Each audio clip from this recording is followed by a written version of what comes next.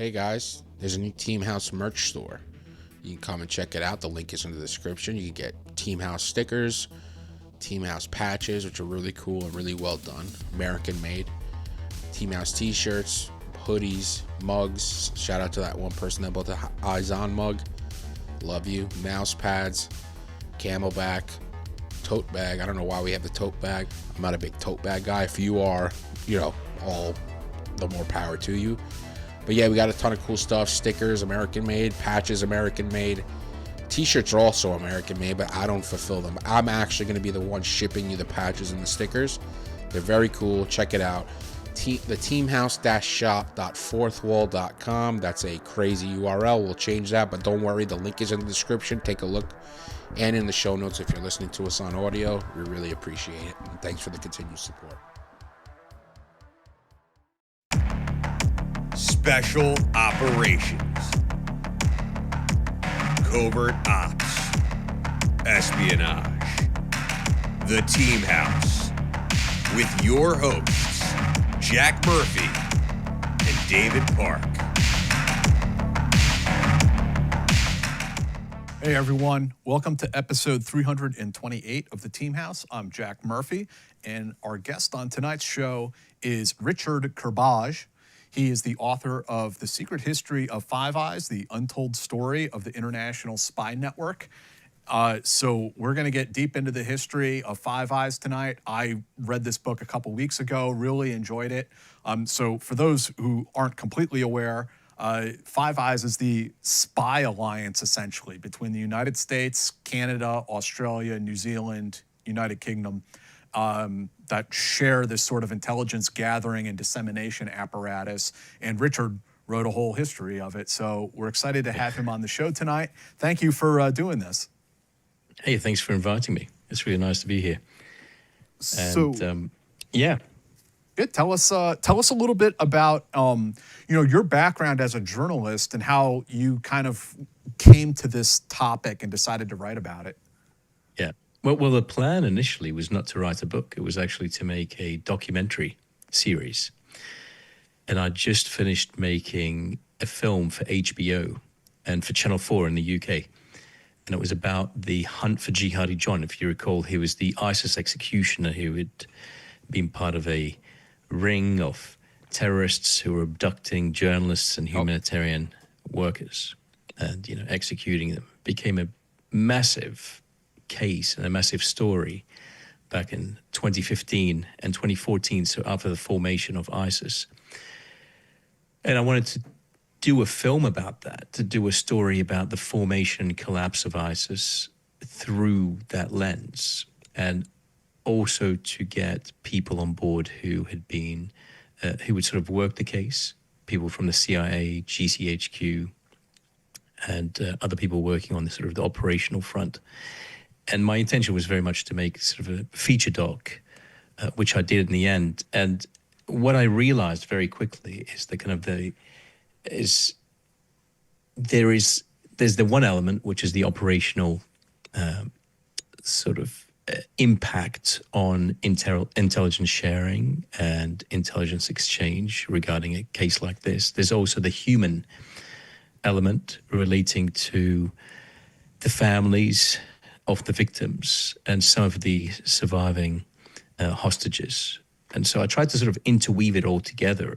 But what became quite fascinating for me, both as a filmmaker and as a journalist, was to kind of get a sense of the tensions that existed through the sort of the transatlantic alliance, because the British were very much determined and hoping to bring this guy to justice, to, get him into a court and hold him accountable.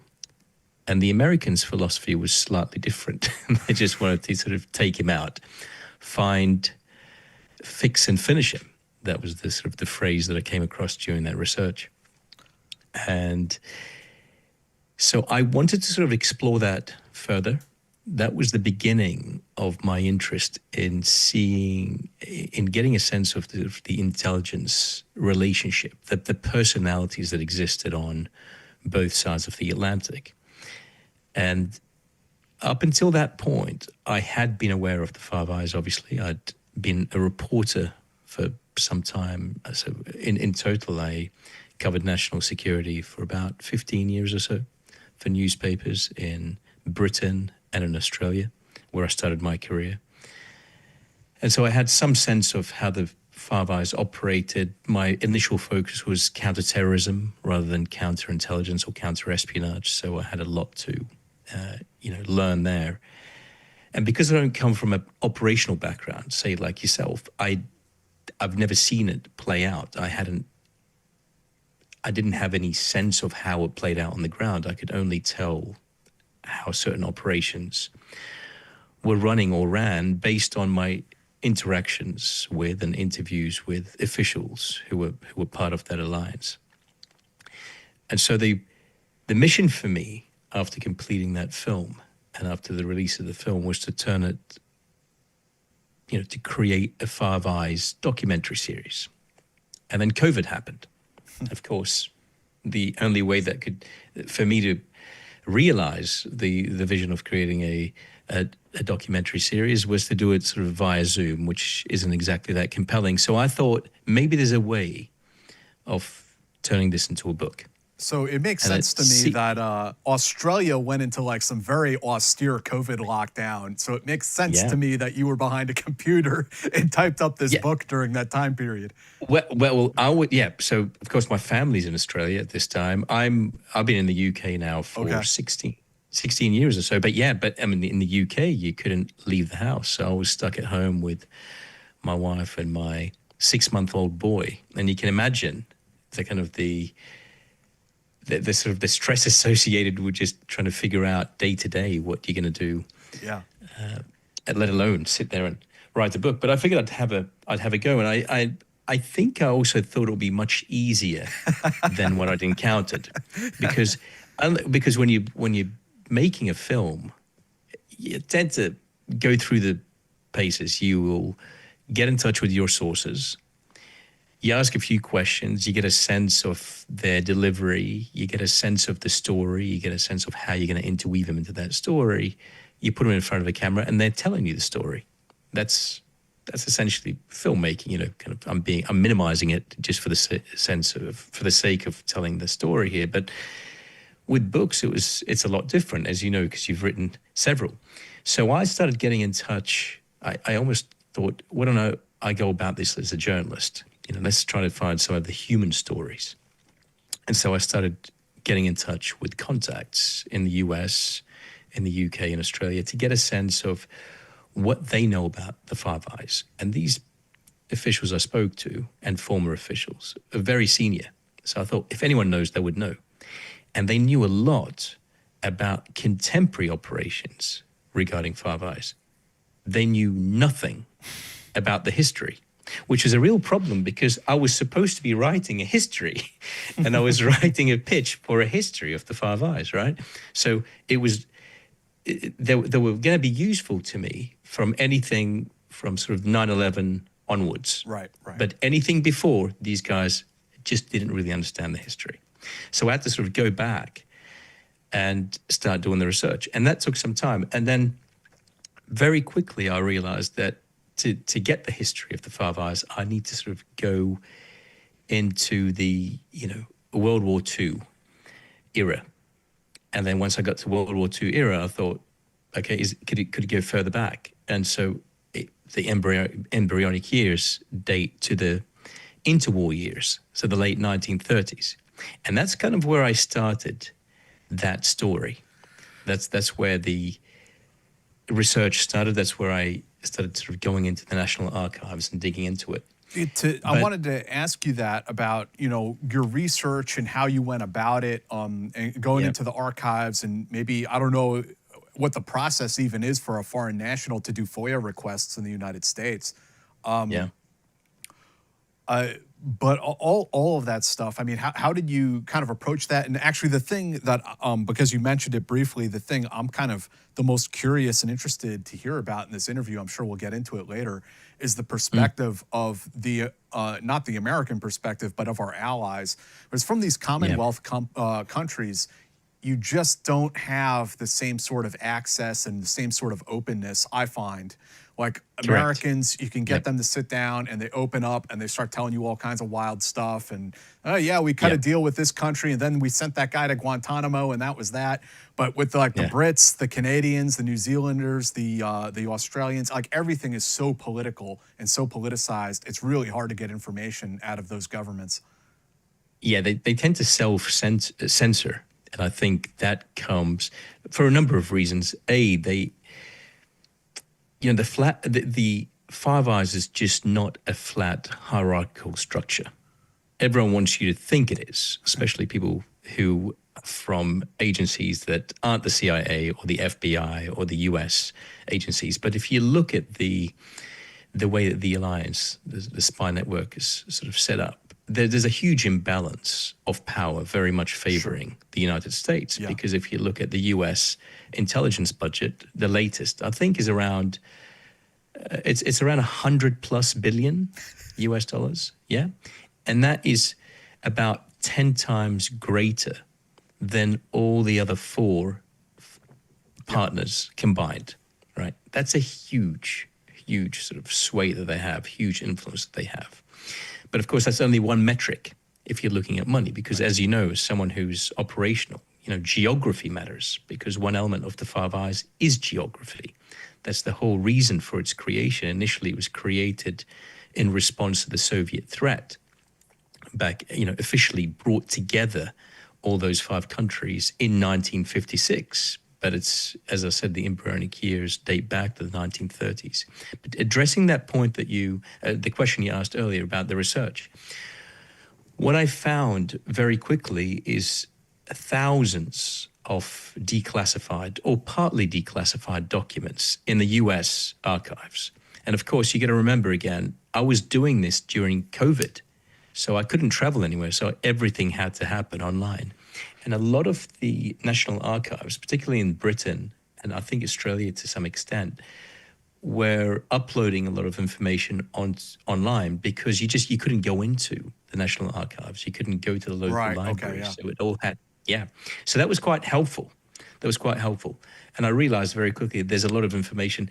The information was not categorized. It wasn't in a chronological order. You really had to kind of wade through it and pick apart bits and pieces and connect them all together. And that was part of the joy, but also part of the frustration, because at every point that I would think, oh, great, I've made a breakthrough, I'd go, oh, shit, no, this doesn't, I've got to go back and back and back. And I went all the way back to 1938. Every answer leads to 10 more questions. Yeah, but that's also part of the journey, isn't it? Yeah. When you're doing a history like this. And what I found very quickly is that the more aware I became of the history and how it all connected, how the timelines connected, the more willing people were to speak to me.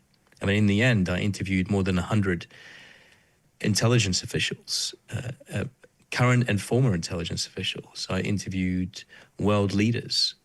I interviewed the British Prime Minister, Theresa May, David Cameron, the British Prime Minister, Australian Prime Ministers, Julia Gillard, Malcolm Turnbull, Scott Morrison, and many others. And I felt everyone was willing to talk about this because A, they recognized its importance, and B, they recognized that I was doing something. I wasn't just writing a story, for instance. Sure. I was doing something that they recognized was hopefully meaningful and had some value. It's a book that their own employees will read.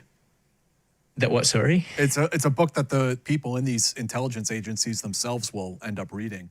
Hey guys, it's Jack. I just want to talk to you for a moment about how you can support the show if you've been watching it, enjoying it, but you'd like to get a little bit more involved and help us continue to do this.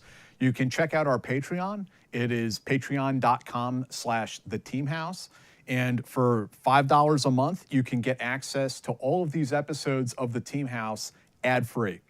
The same goes with our affiliated podcast, Eyes On, with Andy Milburn, Jason Lyons, Mick Mulroy.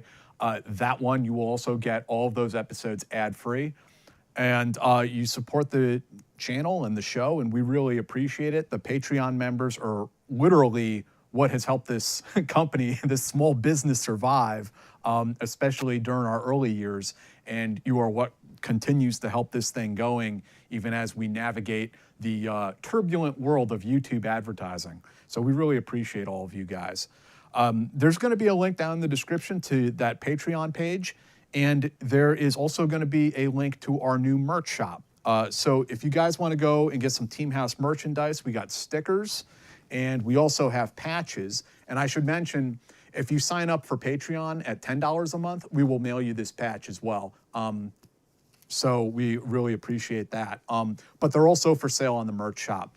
And additionally, they got t-shirts up there, water bottles, a tote bag, coffee mugs, all that good stuff. So please go and check them out and support the show. We really appreciate it, guys. Thank you. Yeah, I hope so. I hope so. And I wanted to make sure that it's accurate and representative, because it is not a system that exists without flaws. There are endless flaws within the system.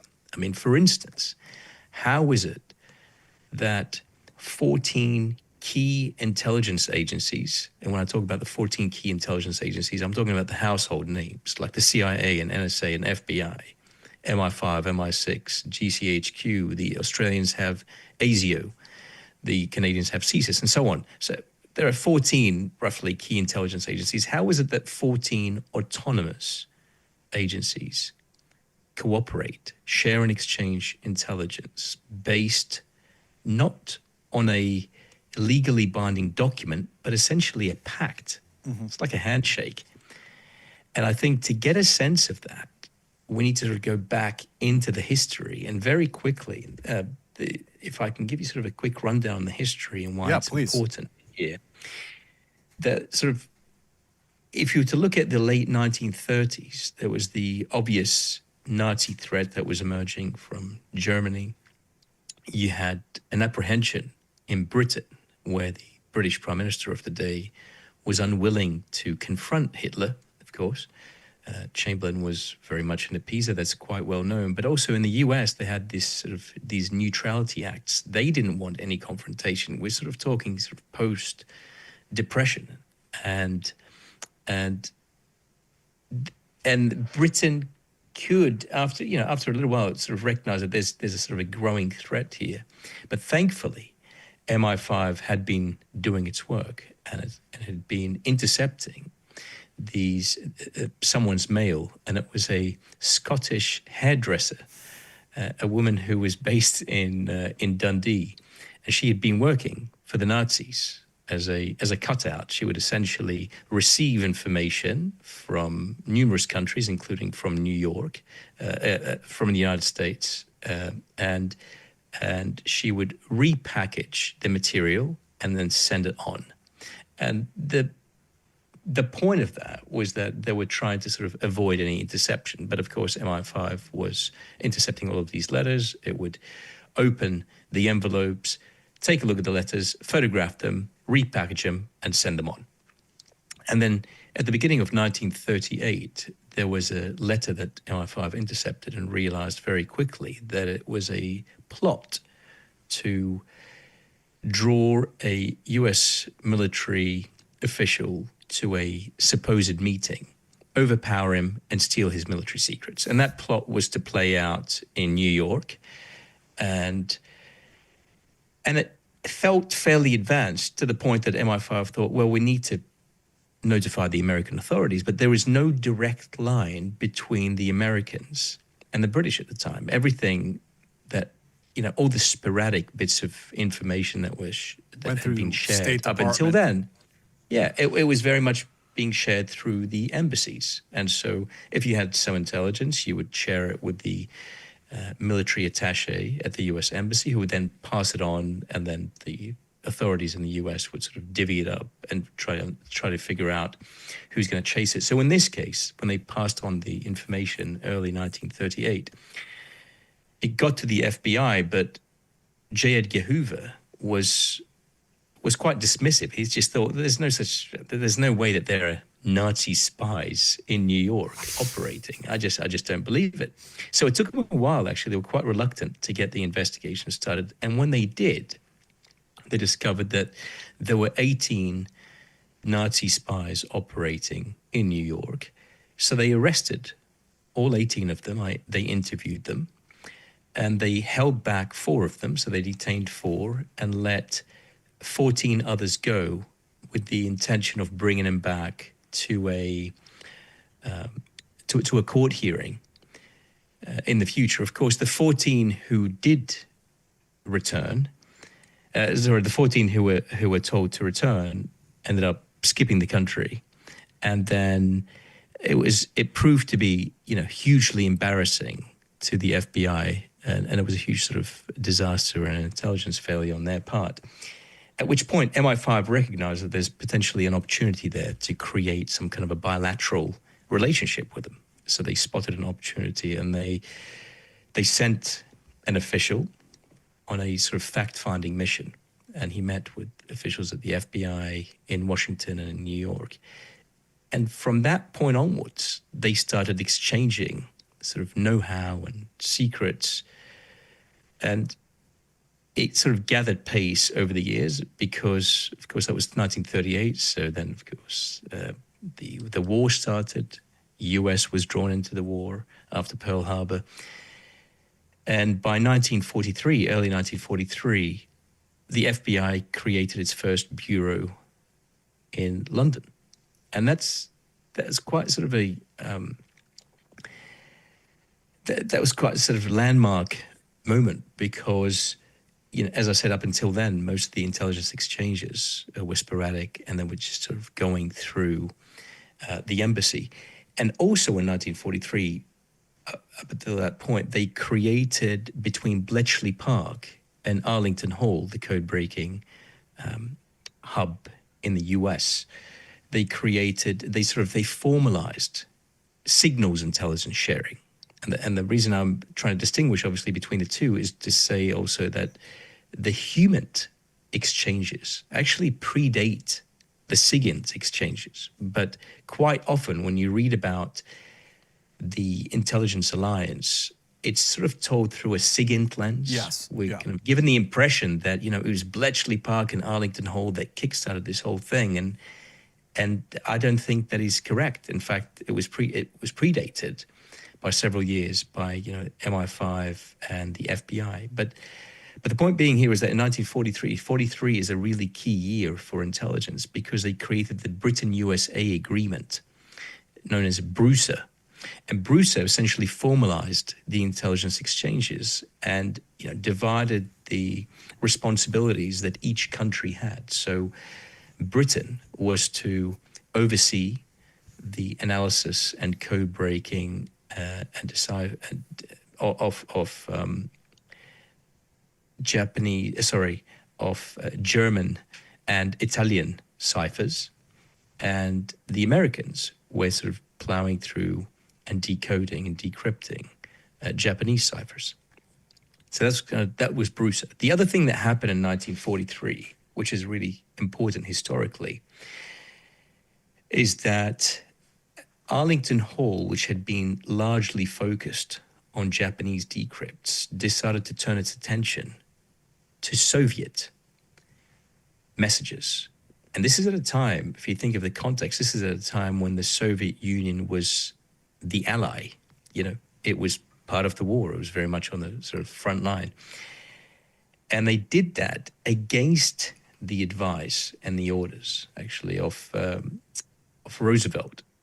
So they went ahead and they decided to sort of conduct this mission to start decrypting Soviet communications because a man called Carter Clark, who was at Arlington Hall, suspected Stalin. He said, I have a feeling that they're doing something they shouldn't be doing. And I think he was right to suspect him. And so they created what then became known as the Venona Project, which is the counter-Soviet project that would go on to identify atomic spies, that would go on to identify members of the Cambridge Ring, and so on and so forth. So it was quite a moment. And the third thing that happened in 1943 is General Douglas MacArthur, who was the head of the Allies in the Pacific, created a cipher bureau in Melbourne, Australia, which was then moved in 1943 to Brisbane. And of course, Douglas MacArthur had relocated to Australia after Pearl Harbor because the place where he'd been stationed in the Philippines was, going to be coming under attack. So they sort of upped and went to Australia, created this cipher bureau in Australia, and they brought on board mathematicians and code breakers from 5 countries. And those countries were US, UK, Canada, New Zealand, and Australia. And that happened in 43, 13 years before the official formation of the Five Eyes. And in a way, that was kind of like an experiment. I don't think he had intended to create an experiment for the Five Eyes. A lot of the things that happened in history were sort of unintentional, but somehow they helped form the foundational blocks of what would later become the Five Eyes. Going back to your earlier questions about the role that smaller nations play, well, so we've got here now this sort of experiment of the Five Eyes in 1943. Also in the early 1940s, this is predating the existence of the CIA, right? You've got the formation of the OSS. Well, when the Office of Strategic Services was created, they were trained in Canada, in Camp X in Ontario. And that Camp X was being run by a man called William Stevenson, who was a Canadian. He was a Canadian overseeing North American intelligence for MI6, right? So it's fascinating how you could start identifying the links to the smaller countries that helped provide so much in the way of know-how, training to the Americans who, despite the fact that they were financially more capable and had more reach in some ways, during they didn't the have war, of course, the expertise. You also had the Jedburgh teams, where there were American and British joint teams jumping behind enemy lines. Yeah. You also had the double cross mission that MI5 was running, where they would essentially they were turning Nazi spies. They would arrest Nazi spies, turn them into double agents, send them back with misinformation. And then MI5 introduced the FBI to the double cross team in the early 1940s and how that operated. There were other joint missions where you had members of the OSS come to London to join MI5 and run sort of joint operations. And so you've had, so going back to the OSS, they got the early training. They went to Camp X to learn how to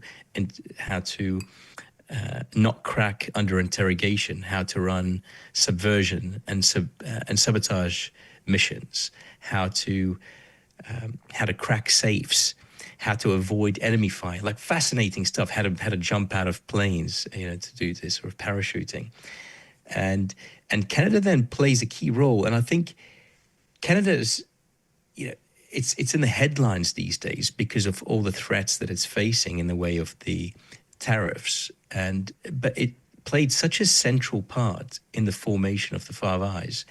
And if we go back to the point that I made earlier about Five Eyes having been created in response to the Soviet threat, well, we only knew about the Soviet threat in 1945 because a cipher clerk in Ottawa, who was working out of the Russian embassy, or the Soviet embassy rather, in Ottawa, defected about 5 days after the end of the Second World War.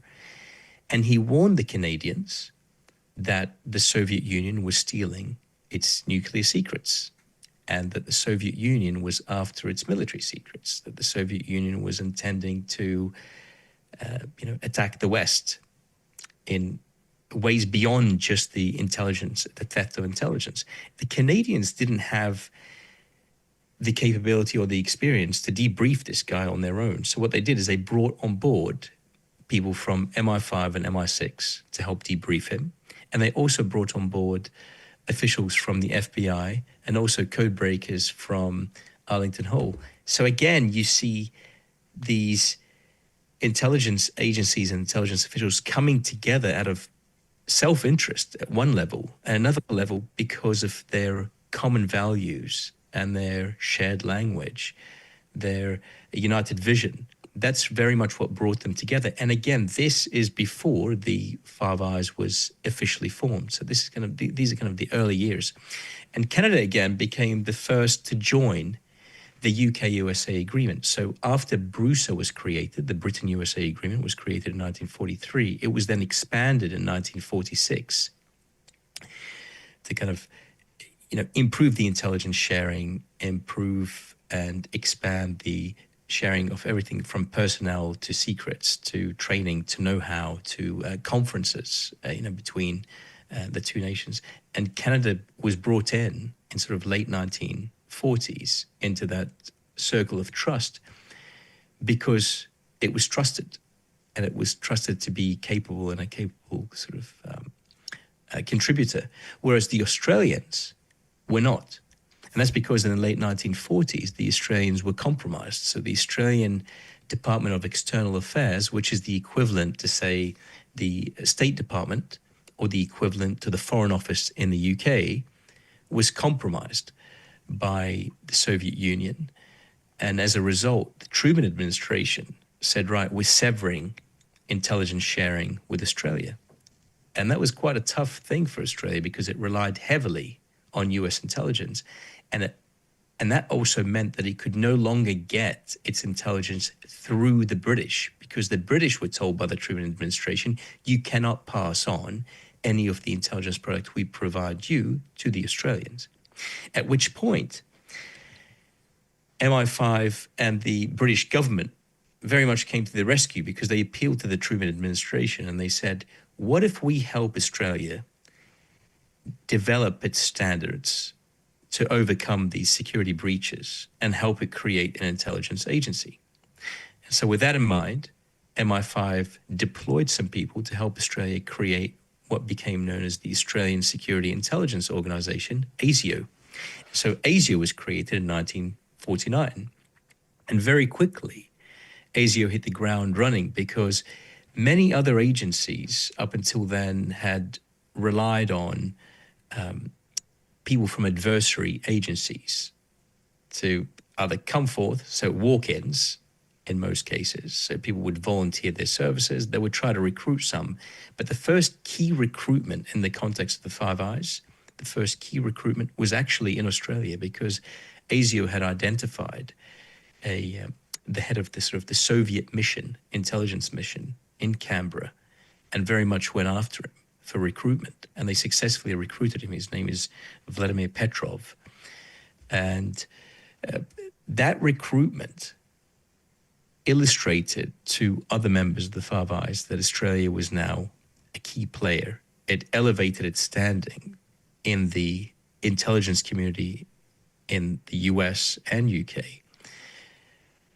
And it helped bring Australia into the circle of trust. So had it not been for the Canadians, had it not been for the Australians, we would not have a Five Eyes. And then you mentioned a little bit earlier about this sort of World War II construct that also brought in New Zealand, but how did they actually get brought into Five Eyes? So the New Zealanders very much came in as, code breakers initially, because New Zealand didn't have a civilian intelligence capability. So the NZSIS wasn't created until the 50s. And the NZSIS, which was very much sort of created in the image of MI5 and kind of, MI6 to an extent, but it was very much sort of in the image of MI5. That wasn't created until the mid-1950s. And so it was the code breakers that came on board, and that was done through the Commonwealth lens, because as Commonwealth members, the Australians, New Zealanders, and the Canadians we're on the periphery of the circle of trust. It's like trust, but kind of verify sort of thing. That's where they sat. But the New Zealanders, they didn't really have a huge capability. New Zealand is a tiny country, but what they did have is a great base. So just where geography plays a part, right?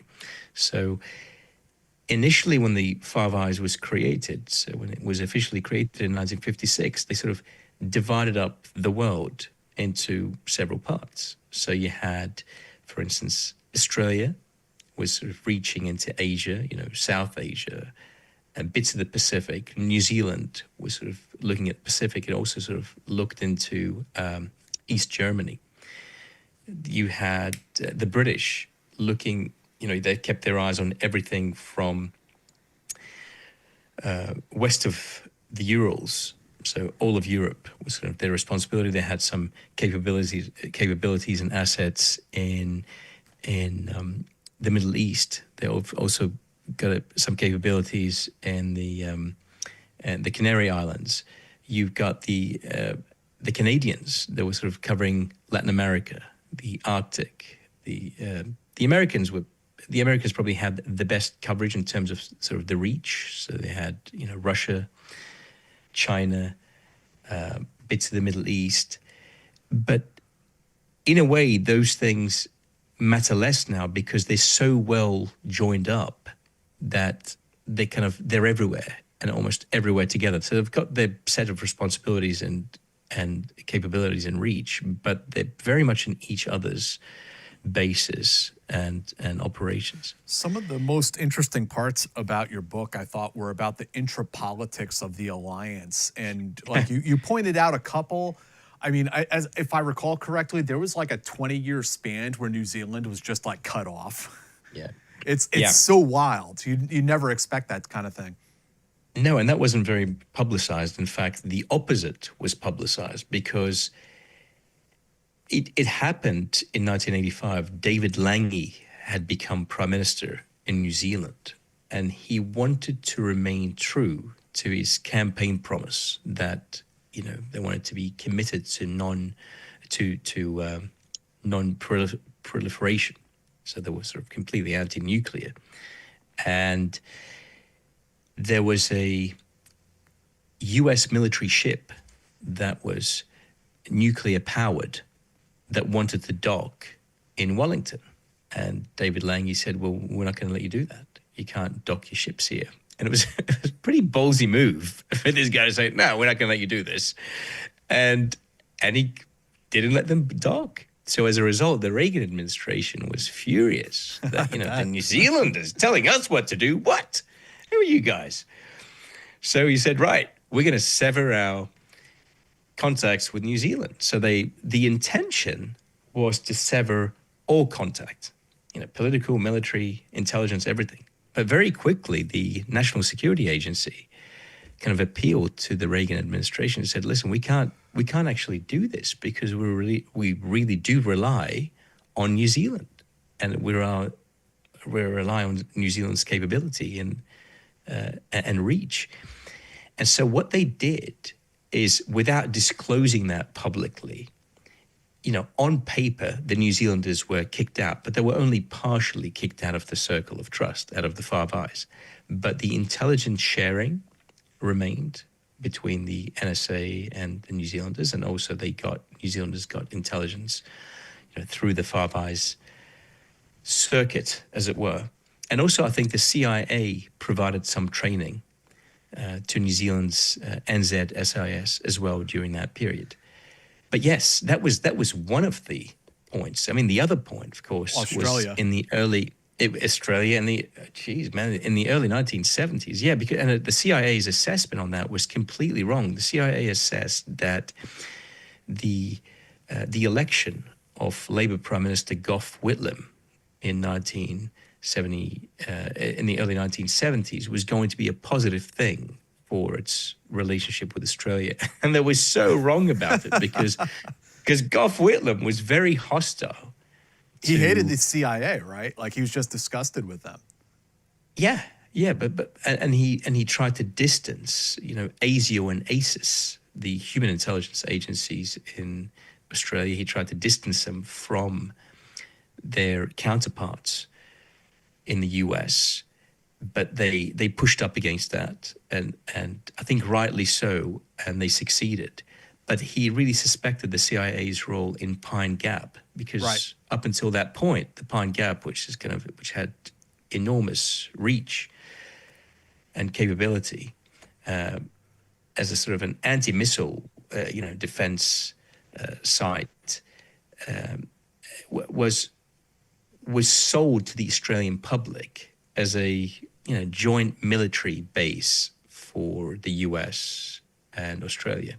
But of course, it was a CIA asset. And when he discovered that, he wanted to know more. And he wasn't, And so the CIA guy was not declared to the Australian government. Like, that was the big deal, right? Yes, yeah. That was one of the things. I mean, he just didn't want any foreign he perceived that as foreign interference, and he did not want them in the country on that front. But yes, the CIA, the guy who ran it, who had been running the mission in the late 1960s, had not been declared. So he was not known to ASIO, which was shocking in itself, because you're supposed to declare your role, and he wasn't a knock. He was right. He was supposed to be there, right? And so they started looking into him, and eventually Gough Whitlam wanted sort of to expose his identity in Parliament, and when that became known, the CIA expressed its concern about that to the Australian authorities, saying that this can't happen. You can't sort of expose his identity. And soon after, Gough Whitlam was sacked from government. I mean, picture that. This is unprecedented for any prime minister, let alone a prime minister who's contending with what's happening at the time and pushing back against what he felt was kind of hostile interference. He essentially got kicked out. He got kicked out of government. He was fired from government. Now, I don't think there's a smoking gun. There were suspicions that his intention to sort of expose the CIA's role may have played a part. And there is questions that are still sort of going, but I don't think he could rule either way. It's kind of inconclusive. But that's one of the chapters that I write about in the book as well. And there are other tensions as well that took place during the 1970s, of course, because Ted Heath, who was a conservative prime minister and who was elected in the early 1970s, he wanted to reset the relationship with Washington, because up until then, the relationship was very much seamless. The transatlantic relationship, the special relationship, as it were, was very much seamless. And so he wanted to reset that relationship because he had a couple of things in mind. But particularly, he wanted to bring the UK closer to Europe. So he wanted to bring Europe into what would later become known as the European Union. And so because Britain's attempt to join the EEC in the 1960s was twice stopped by the French. Charles de Gaulle said, I don't want the British in the European Union because the British are too close to the Americans. So on two attempts, they were rejected. And so Ted Heath wanted to ensure that he brought Britain into the European Union. And so when he met with Nixon for the first time, and this is something that I'm researching, that this is actually part of my second book that's going to be coming out later this year, but I know about it a fair bit because I've delved into the archives. But when he met with Nixon, he said to him, instead of talking about the special relationship, we should talk about the natural relationship, because if we say special relationship, that's slightly isolationist. That makes the others feel out of the group. Our relationship is historical. It dates back to particularly the World War II. So we should just call it natural relationship. So yeah, there was this emphasis to try and reset that relationship. And he very much did, because up until then, every British Prime Minister was quite deferential to the United States. Well, Ted Heath took a different approach. And in 1971, September 1971, he decided to expel Soviet spies from Britain, because up until then, the MI5 had gathered a great dossier on all of the Kremlin assets in the UK, people who were sort of working as trade officials or even diplomats, but who had really been using that as a cover to run their KGB or GRU operations. And so MI5, with the help of a defector who hadn't yet defected, but he was actually another walk-in, another Soviet volunteer here in Britain. His name is Oleg Lyalin. With Oleg Lyalin's help, we're able to identify 105 Soviet spies in Britain. And so when it came time to expelling the spies, Ted Heath made sure not to tell Nixon, because, of course, Nixon's priority was to preserve détente and not necessarily to look after Britain's own security interests. It was very much about his own interests and his own nation's interests. And so Ted Heath didn't warn Nixon ahead of time, and they decided to expel the Soviet spies, at which point both Nixon and his national security advisor, Henry Kissinger, were very irritated about what had happened. And then that relationship deteriorated a couple of years later in the wake of the Yom Kippur War, where Britain refused to get involved.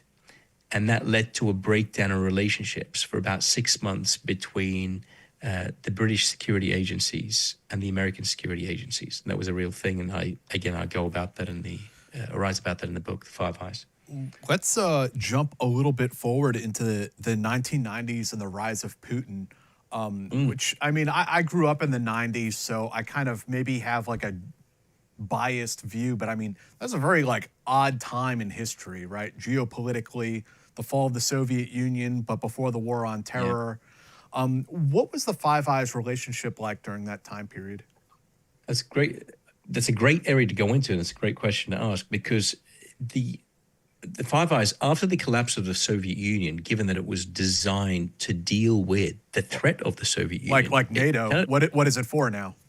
Yeah, it kind of became rudderless. Right. It became purposeless. It kind of had nothing to do. So for about 10 years or so, or even more, about 10 years. So post-Soviet collapse till 9/11, it wasn't really doing much. And anyone who I spoke to who had been operating during that time cannot even remember them doing any kind of any operations, because it just wasn't doing anything. That wasn't because its intended purpose to begin with was counter-Soviet threat, right? So now you've got this, there's no threat, so they're not doing much. And in fact, what they did is, in the wake of Putin's election to power, when he came to power, I think in 1999, there was this view as well that maybe Putin could be brought into the circle of trust. Maybe he could be a friend of the West. And there was an interview that Putin gave, and I'm not even saying this to be funny, this is true, but I can't believe that anyone believed it. But Putin gave the impression that if he were asked to join NATO as an equal partner, he would do so. And it's fascinating that people thought that this would even be true, because he never intended to join NATO. And I mean, he's a Chekist at heart. Putin, former KGB. He's. But there have always been there have been at least communicated at elite levels, I guess you could say. I mean, I recall Zbigniew Brzezinski talking about potentially bringing Russia into the European community at some point. Sure. And then after 9/11, we also had a sort of intelligence sharing relationship, which went nowhere, as I understand it. Yeah, well, I suppose what they did is there was a reset. There was a sort of a relationship reset following 9/11, because there was a united kind of vision for who the enemy was, right? So Al-Qaeda was the big threat. It was a threat to the West. It was a threat to Russia. So they were sort of united by this common purpose and by this common enemy. And they started meeting and sharing, and there were exchanges. I mean, there were official trips between, say, the UK and Russia and vice versa. But all the meanwhile, what Russia was doing, which is very similar to what happened during the 1940s, and as I said earlier, in the 1940s, while the Soviet Union was an ally, it was also stealing nuclear secrets, as we would later discover. Well, in this case, while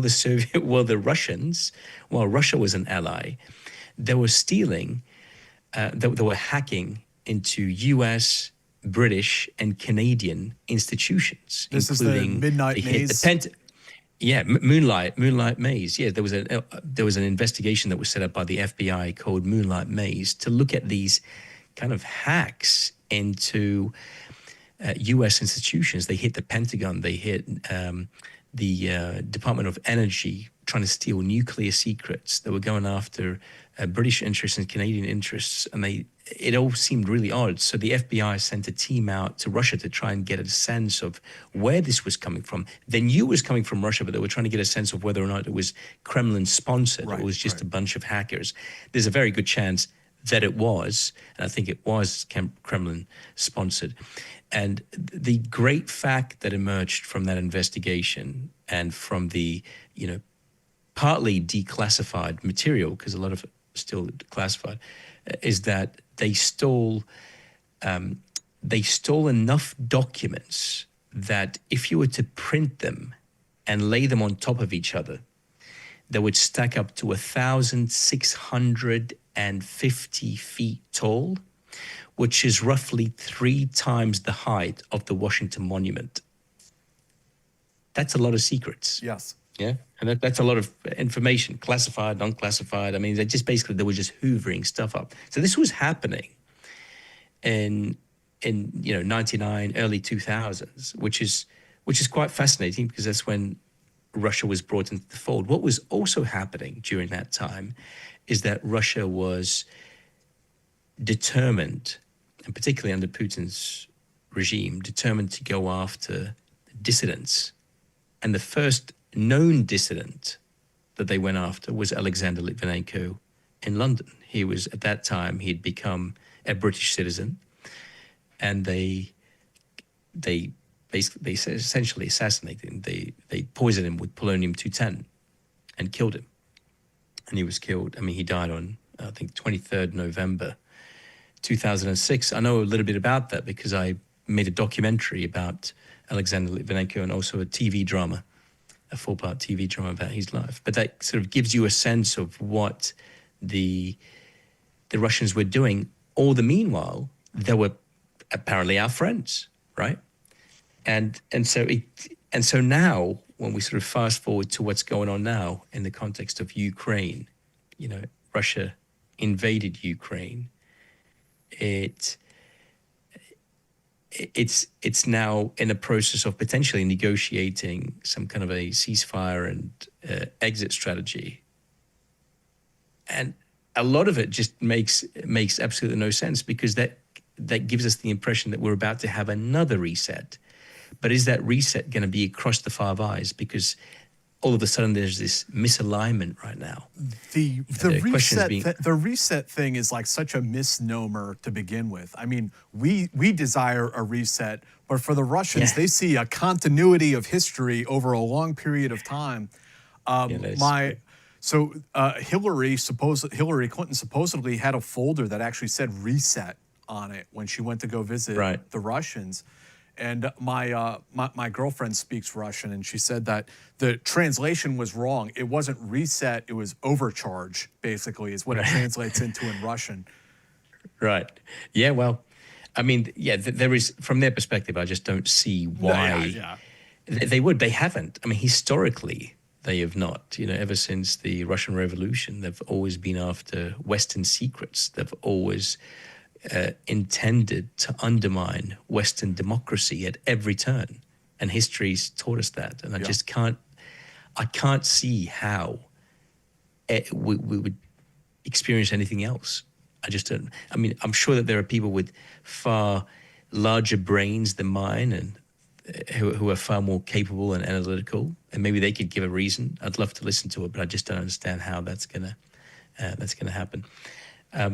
So that's kind of that's on the Russian front, and then if we're to also look at I know that we've spoken a little bit about sort of the war on terror, but the kind of the ISIS post-ISIS period is quite fascinating to see how the Five Eyes were sort of brought together on operations. I mean, there was that hunt for Jihadi John that I mentioned at the beginning of Was this he a British conversation. national?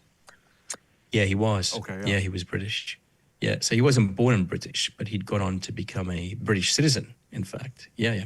And then what you had during that period, there's a fascinating case that emerged here in the UK, and that forms that is part of my book as well, that I reveal in the book.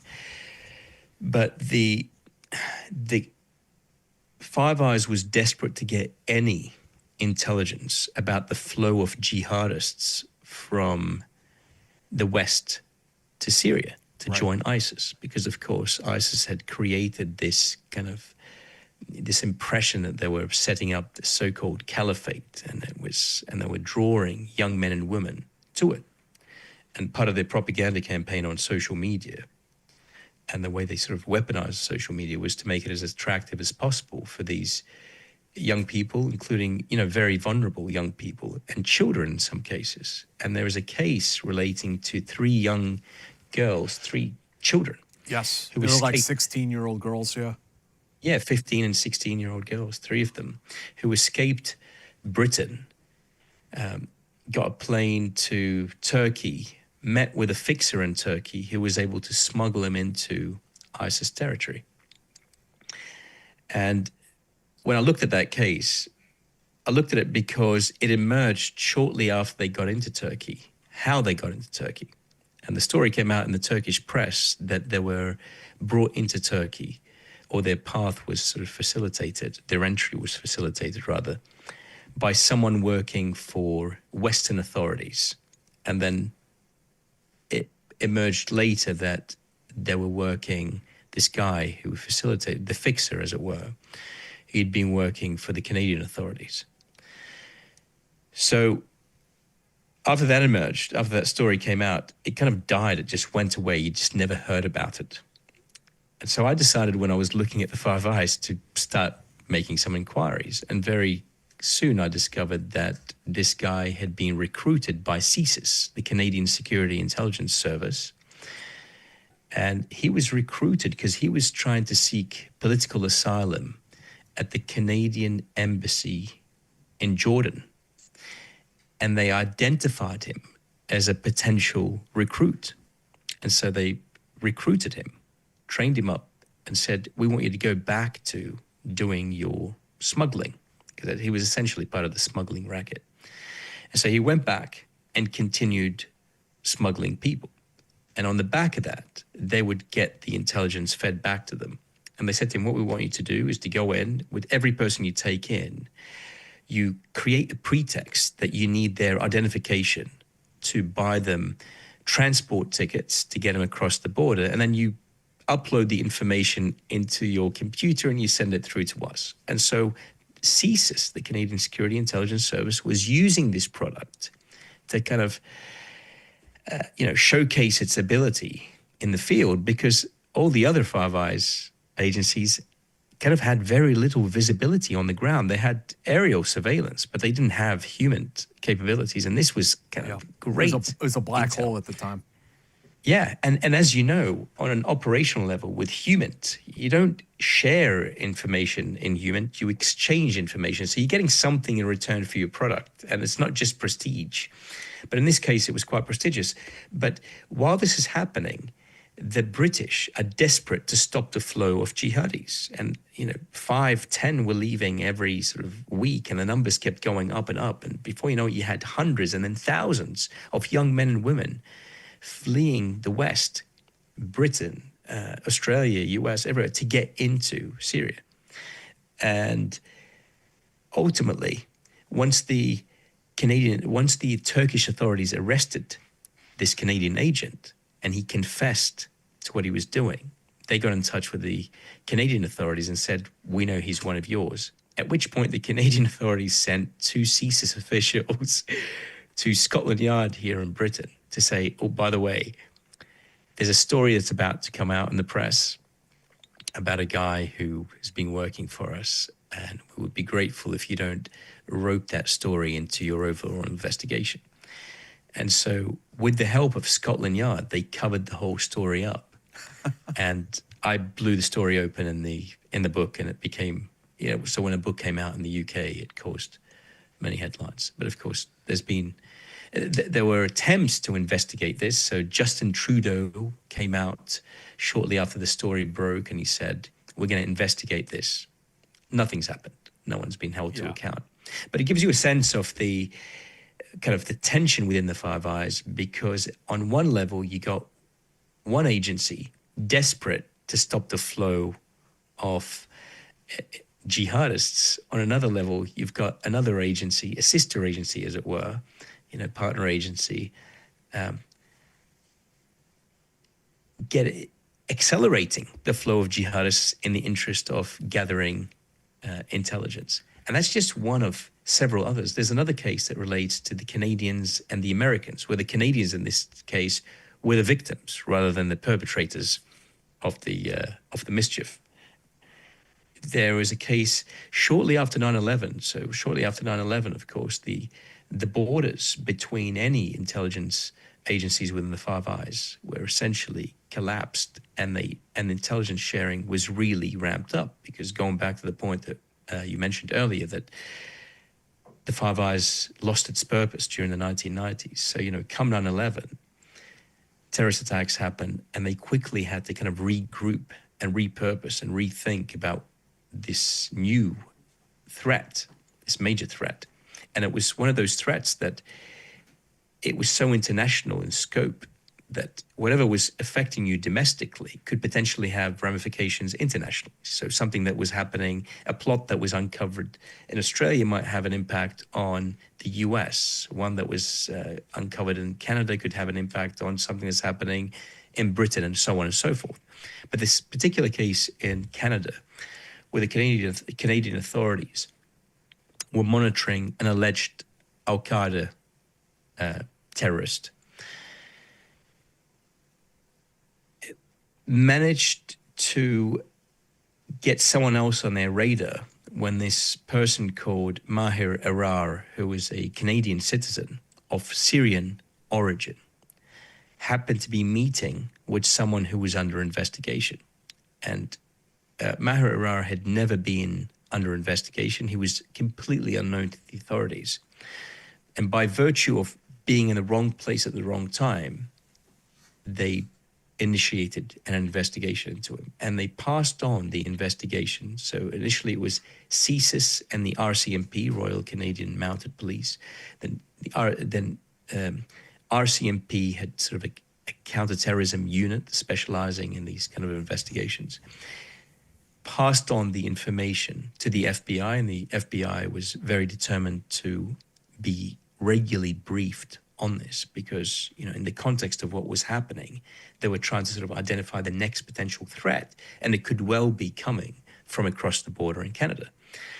And so they kept an eye on him, on this guy, Maher Arar, and they were sort of investigating his background, investigating his connections to try and get any sense of sort of criminal behavior, but nothing they got was meeting the threshold of a full investigation or a criminal inquiry of any major kind. The next year, he traveled to Tunisia on holiday to meet with his wife's family. And on the way back, his plane went through, his flight was rerouted through New York. And so when he got to New York, he went through customs, and his name was flagged up, and it was flagged up on the terror watch list. So the U.S. authorities took him in to a correctional facility in Manhattan to question him. And very quickly they were accusing him of terrorism offenses. And he's saying, well, I don't know what you're talking about. They said, well, you're a terrorist. You're working with Al-Qaeda. And he denied it. And the Canadian authorities were informed, and the Canadian authorities sort of came forth and said, well, what do you have on him? And they said, well, we've got our own investigation into this guy. The long and short of it is that the U.S. authorities, the FBI, gave the impression that they didn't know what to do with him. Do we send him back to where he came from? Do we send him back to Canada? They were having discussions with the Canadians. And the Canadians were ultimately told, listen, we'll probably just let him go through to Canada. But when that message was relayed, it was relayed 7 hours after he had already been, or several hours, maybe 7 or 10 hours or whatever it was, after he had already been flown out to Jordan and taken to Syria, to where he was tortured for an entire year. And the questions that he was asked during his torturing sessions were questions that had been sent by the FBI to the Syrian torturers. Yeah, it gets, it's a crazy story. And so eventually, under duress, he'd been beaten with electric cables over his hands, like tortured for an entire year, and living in such awful and dreadful conditions and under such awful and dreadful circumstance, he started confessing to crimes that he'd never committed. And so they took that as, obviously he was complicit in all of these offenses. But after a year, the Syrian authorities appealed to the Americans and said, listen, we don't think he's telling the truth. We don't actually think this guy is a terrorist. And we're just going to send him back. So they gave him, they handed him over to the Canadian authorities. He flew back to Canada, and he subsequently sued the Canadians, at which point the Canadians got in touch with the FBI and said, listen, he's trying to sue us. Can you provide us with any of the evidence that you had against him, which you used to rendition him to Syria? And Syria was his place of birth, right? So to rendition him to Syria, where he was tortured. And the FBI initially resisted providing any information, saying we won't. And then eventually they relented and said, we'll give you information relating to this case, but you cannot use it in the court case. It cannot be used. And they said, fine. So they provided the information to the Canadians. And it was the very same information that the Canadians had given them, which they had recategorized as their own, and which never met the threshold for a full investigation to begin with, let alone a rendition treatment. Jeez. Wow. So that's another case in the Five Eyes. So, yeah. Where is that guy today? Oh, he's in Canada. He's in Canada. He sued for more than 10 million Canadian dollars. I think 10.5 million. Yeah. I'd go after a bit more than 10.5 at that point. I mean, that's what he got. He went through hell. And also the initial guy who he was meeting with, who was the alleged suspect, he too successfully sued. Really? Wow. He got several people sued successfully. So based on just bad intelligence. We've and been I mean, talking, we've been talking here about these non-state actors like ISIS. I really want to probe your information about how Five Eyes targets what is usually described as hard targets: Russia, China, Iran. How does that play out? Well, based on I suppose the interviews that I did, I mean, on China, it's had some success, I suppose, in SIGINT, but it's also had some major setbacks. I mean, we know that the CIA lost some of its agents on the ground. When was that? About 10 years ago. I've got the dates. Not in the book. Quite that long. They're not coming. Yeah, but so a little while ago, they lost some agents on the ground, and that's because I think the Canadians, the Chinese have become much better at identifying human operatives, but also the other issues relating to China and the Five Eyes is issue relating to telecoms. So Huawei, the telecommunication network, that became a point of contention and a point of controversy in sort of 2018 onwards, and that's because the Australians initially said that the telecommunication network poses a threat to national security because the Canadian Prime Minister at the time, Malcolm Turnbull, said that there are laws in China that prohibit companies from withholding information from government if the government asks for that information. So therefore, What if they're asking for details relating to their systems in foreign countries, including, for instance, countries within the Five Eyes? So Australia was the first to ban the Five Eyes, and then the Americans soon followed, and the British didn't want to ban Five Eyes because they had didn't want to ban Huawei. So the Americans and the Australians banned Huawei. The British figured there is a way to work around it. They figured there's a way to protect the system, like the internal government systems, from any Huawei tech, and then use the Huawei tech to build the external infrastructure for the 5G network. And I think that was quite fascinating, because that was they took a sort of a unilateral approach on this, the British, and they felt, based on the intelligence that they had, that they would be able to keep the threat at bay.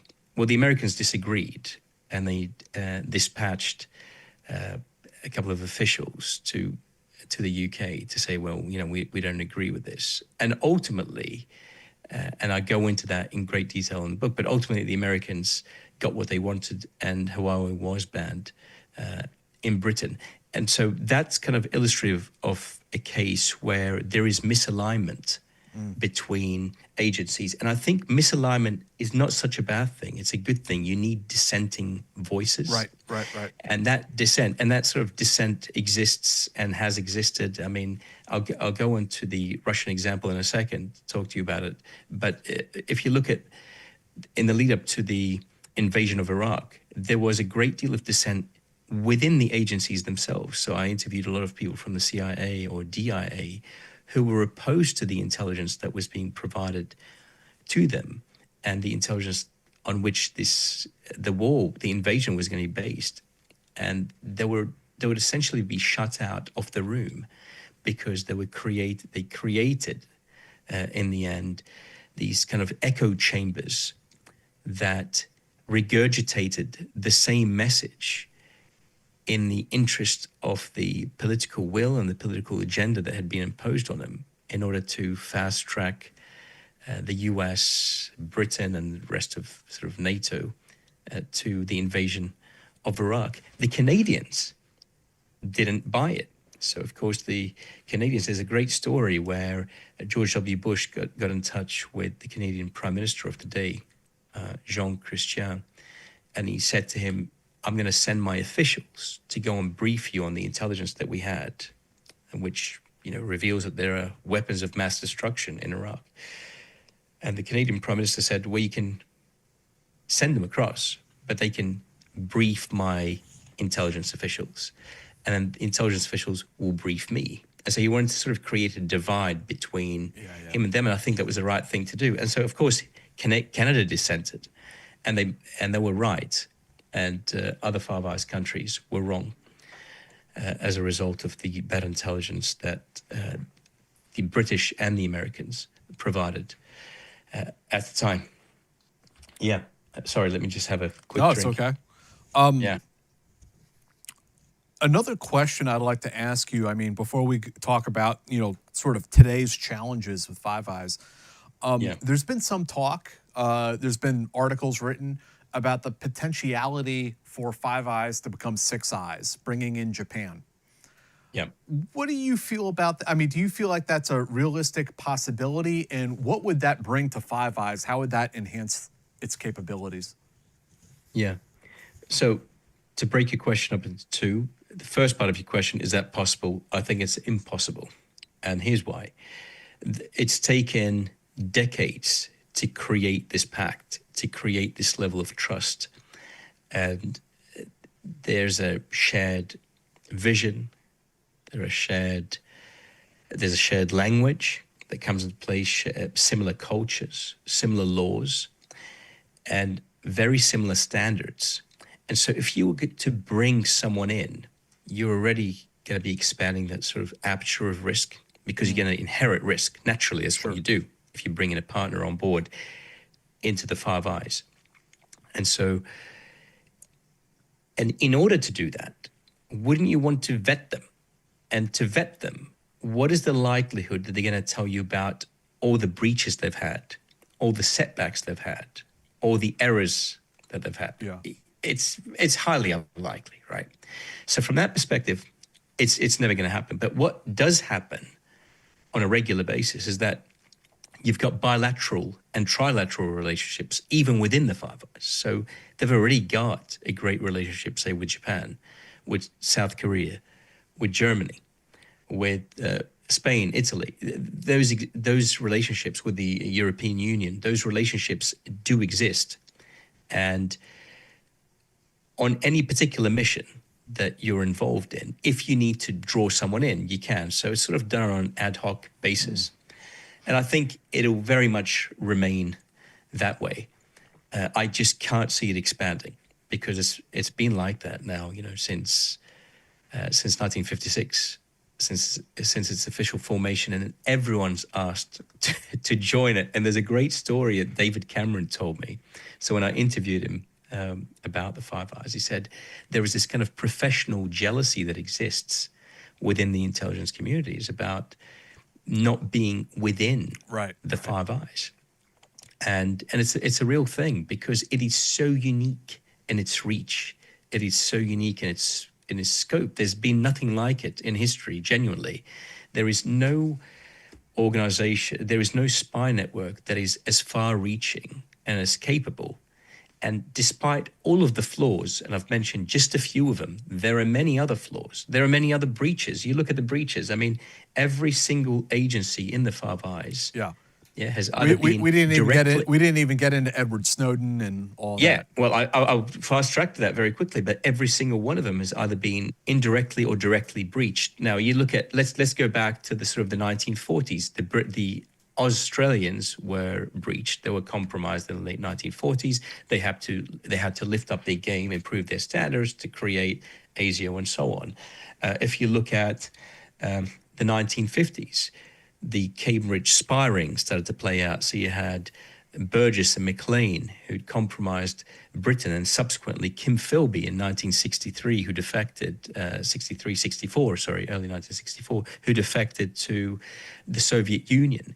And that really shook up the integrity of intelligence in the UK, but also it shook up Britain's confidence in its ability to be critical in its assessments and its intelligence gathering. And then, of course, around the 1960s, you had the kind of the mole hunt that was going on at the CIA, thanks to James Jesus Angleton and his sideshow, his sidekick, Anatoly Golitsyn. They were convinced that the CIA was compromised and that moles were running around, and that kind of led to nothing. But it really did weaken intelligence analysis and intelligence sharing because it contaminated intelligence on both sides of the Atlantic. If you look at, you fast forward to, say, a Russian example, you said, what are they doing with Russia on a sort of contemporary case? Well, Jeffrey Delisle in Canada, he was a Canadian naval officer who decided to just walk into the Russian embassy in Ottawa in 2007, I think it was, to start offering some secrets. And he was sharing specifically Five Eyes secrets. Till this day, no one knows how many secrets he shared. And he wasn't arrested until 2012 when the FBI caught wind of what was going on because it was based on an investigation they were doing. They sort of ran into this guy, tipped off CSIS, the Canadian Security Intelligence Service. CSIS did nothing to begin with. And then they tipped off the RCMP, who did act, and they arrested him. No one knows how many secrets he stole, but he absolutely compromised. Fast forward to Edward Snowden, 2013. He compromised all of the agencies as well. I mean, in the end, they reckon about 1.5 million documents were leaked. And there's a great story about that in the book because I spoke to officials within GCHQ and the NSA. What was most fascinating to me about the Snowden leak a lot of it is known in the public domain. What I hadn't anticipated and what I hadn't realized is how it was treated internally to begin with. So when the first leak hit the newspapers, the NSA gave GCHQ the impression that the leak had come from Britain, not from the US, even though the NSA was aware that the leak had come from the US. So the NSA intentionally misled GCHQ to believe that it was internal leak. GCHQ then ran a mole hunt into the leak because they were petrified that this could be I believe from I within. believe that I believe that's what you guys call a row. Yeah. Yeah, it's crazy. I mean, yeah, that does happen. I mean, that's fascinating. That I was so shocked by that, and that forms part of the Snowden chapter that I've written about in Five Eyes. Then you sort of look at where is the other sort of case? I mean, there are endless, disagreements, endless tensions. Yeah, yeah. It is very much a marriage of convenience, the Five Eyes, but it functions, and it's outlived every single government and administration it's served. And so that brings us up to this latest administration. Is it likely to survive this? And I've got a feeling, like I'm optimistic, despite all of the headlines that are circulating on a daily basis now.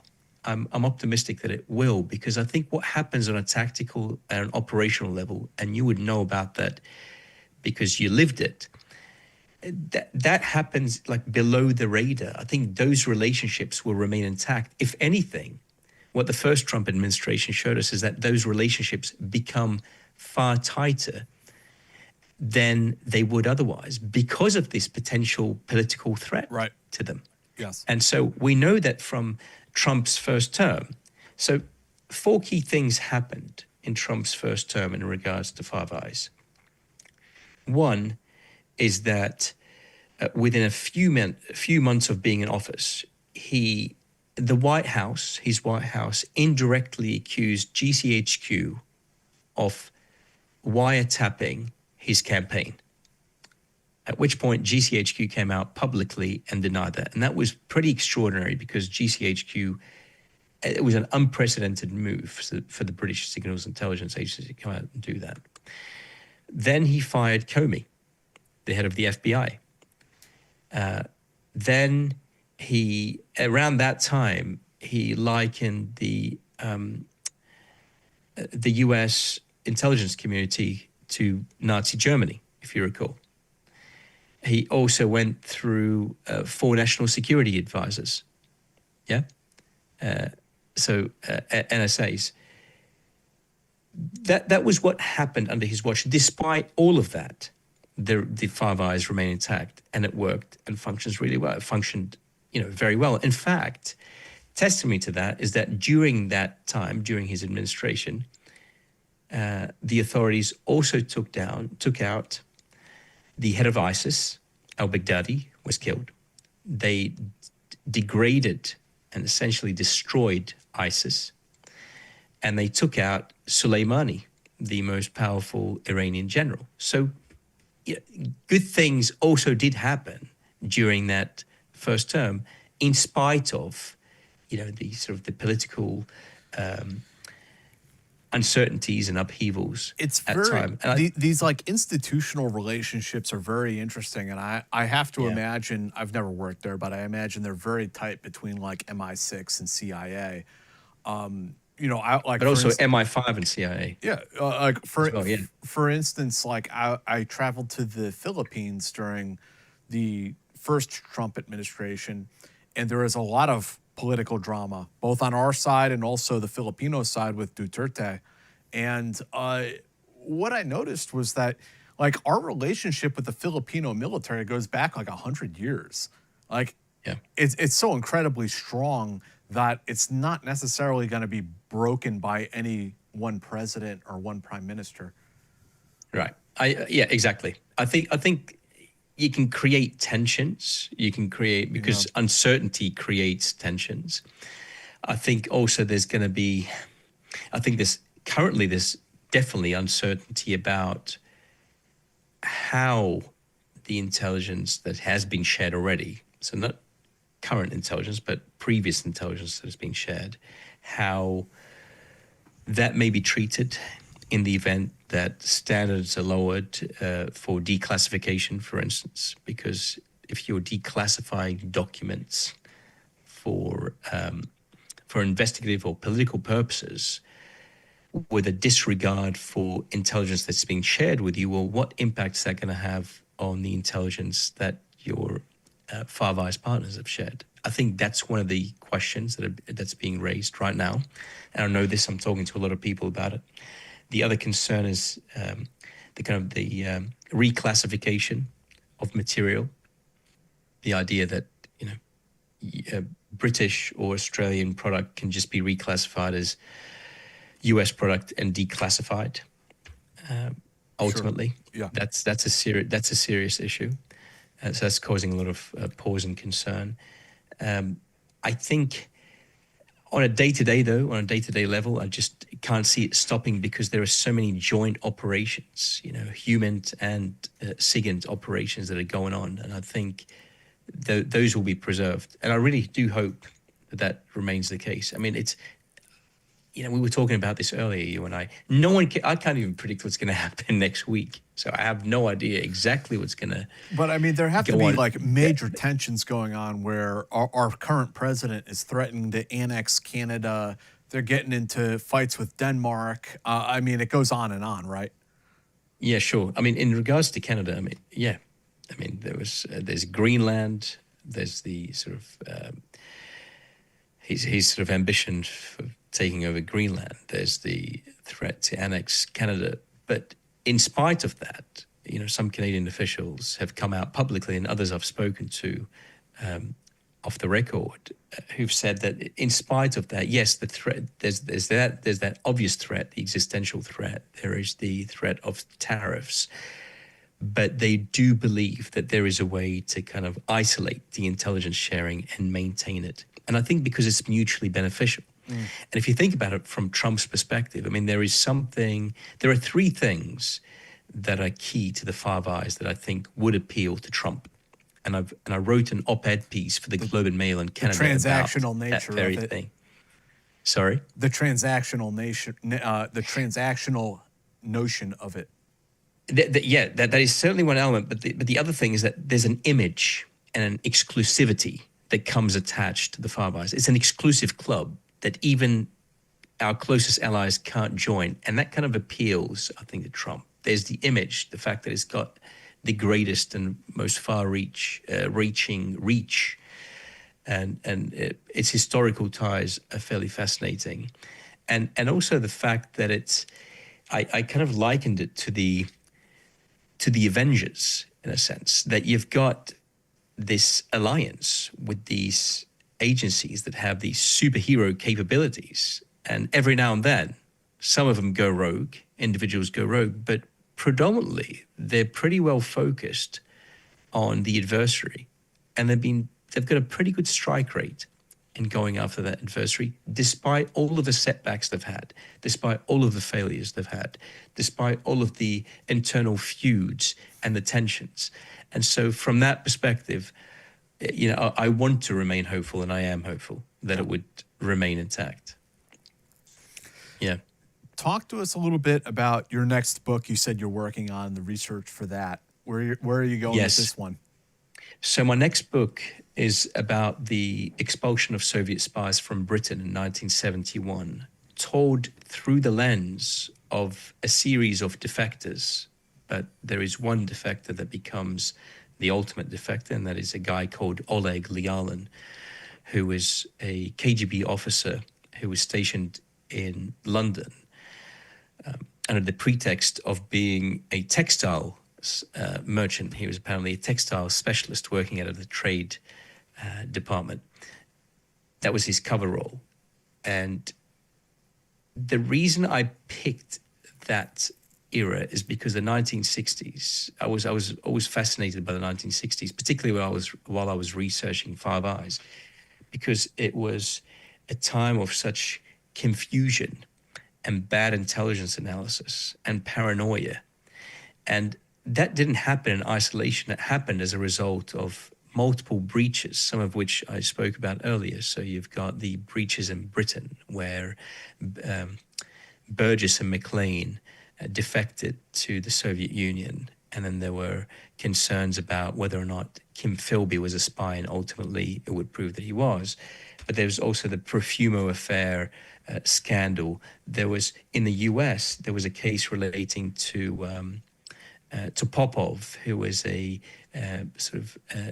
military intelligence officer and the CIA's very first Soviet recruit, who essentially was also a walk-in during the Cold War, and he was recruited and he was providing these fascinating insights and military secrets to the CIA, and then he was killed in 1959, 60, I think, around that time. And when that happened, the CIA's head of counterintelligence at the time, James Jesus Angleton, was convinced that it had to be some sort of an inside job. Someone from within had to have betrayed him. And then you had the surveillance plane, the U-2 plane that came down in 1960. Then in 1961, 62, then you start sort of looking at the Bay of Pigs disaster. You look at the Cuban Missile Crisis. So there were so many events that were taking place that intersected with intelligence. And so I was fascinated by that. And I thought, is there a way to tell that story to get a sense of what was happening through the 60s and look at all the bad decisions that were made across the Atlantic and do it in a sort of compelling way? And that's going to be that's the next book. So I've finished writing that. That comes out in September of this year. It's already done. And but I'm in the process of writing the epilogue now, and the epilogue will bring us up to date. So it goes from sort of 1971 to kind of now. You know, what's the threat looking like now from the Kremlin? And there's that continuity, as you mentioned earlier, that remains continuous. So once that comes out, I'll come back and we'll have a chat. So that'd be great. The book is The Secret History of Five Eyes, The Untold Story of the International Spy Network, available now. You guys can find it on Amazon. Did you say it was a kind of a pain in the ass to find it in the United States? No, you can. So the edition that you've got there is the Canadian edition, and the US edition is a blue cover. So they're just different. Okay, so the American edition is out there. Folks can find it. Yeah, absolutely. Yeah, absolutely. Okay. And we will have, down in the description of this podcast, we'll have some links to Richard's book so you guys can go and find it. Thank you so much. Richard, is there anything else that I didn't ask that you'd really like to cover? No, I think we've pretty much covered it all. I mean, this is great. I just realized it's almost midnight in the UK. Yeah, but it's been so wonderful, man. It's such a great time. And I really have enjoyed this. Yeah, thanks for coming on the show. Continue the conversation. And thanks for having me. Yeah, thanks for writing this book. It was an eye opener for me too. Thank you. And I look forward to staying in touch. And good luck with your next projects as well. We got questions. Awesome. We got some questions for Richard. Oh yeah, go ahead. This is from M. Corbin. What are your opinions on the death of Gareth Williams? I don't go into it in the book. It's unrelated to Five Eyes. So I tried to very much stick to stories that kind of are related to Five Eyes. And that's for a number of reasons. One is each one of the intelligence agencies within the Five Eyes has either had an official or an unofficial book written about it. So you can essentially write one book per agency. To get so many stories into one book, it was essentially a story of, almost 100 years into one book. Was so difficult. So I had to be very selective. And the Gareth Williams story, that is not a Five Eyes related case. That is very much UK based story. So I haven't looked into that. So I'm sorry to disappoint you. We have a couple more from Bill Gage, former guest on the show, actually. Secret Service agent. Yep. Sorry. With the recent revelations about the close connection between USAID and the CIA, do any of the other Five Eyes countries have a USAID equivalent? Do the Brits use Oxfam, etc.? Or has the U.S. been the main funding source for Five Eyes to advance U.S./NATO interests around the world? Wow, there are three parts of that question. First one, I don't know any other country that has anything even close to similar as U.S. Aid. So no, I don't. And also, I'm not sure if there is any connection and what the connection would be to Five Eyes. Again, this is all the U.S. aid revelations are very contemporary. I mean, this is sort of happening now in the past 4 weeks. I don't think anyone had been aware of the extent to, financing or whatever else is going on. So it just wasn't part of my research. And I just don't think, I don't want to pontificate about it because there are so many people pontificating. I try to base my answers on, research, and I just don't know about this. All right, one more from Norm Anderson. Yeah. Will the U.S. abandon Ukraine like it does all its friends? And when that happens, will Europe step into the breach? What role will Canada, Australia, and New Zealand play? Well, just in the past 24 hours, we've seen numerous headlines about the Europeans sort of getting together and bringing on board. I would say UK is part of Europe, even though it's not part of the European Union, but it's very much on board to try and facilitate some kind of exit strategy, if there is one, where Ukraine will come out and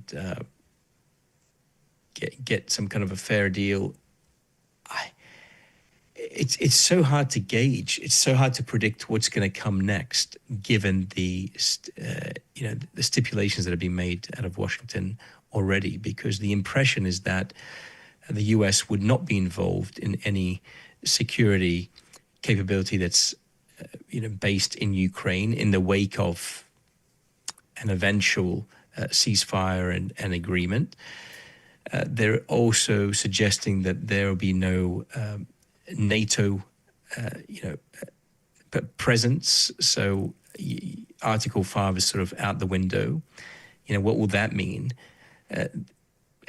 In regards to Canada, I think Canada is fighting so many battles on its own front now, in addition to what's happening in Ukraine. It's essentially fighting for survival. There's a great deal of concern and apprehension in Canada about these tariffs and the impact they could have on its economy.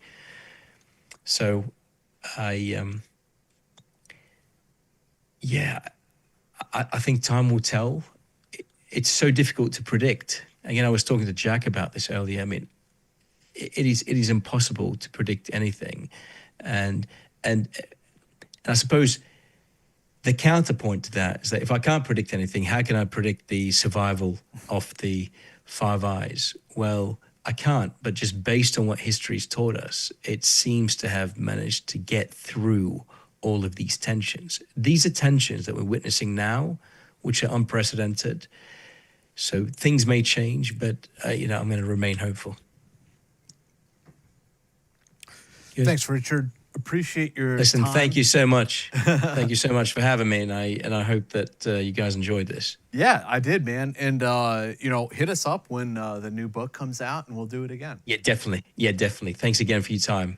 Yeah, absolutely. All right. And we will see all of you guys next time. Thank you. Thank you. Goodbye.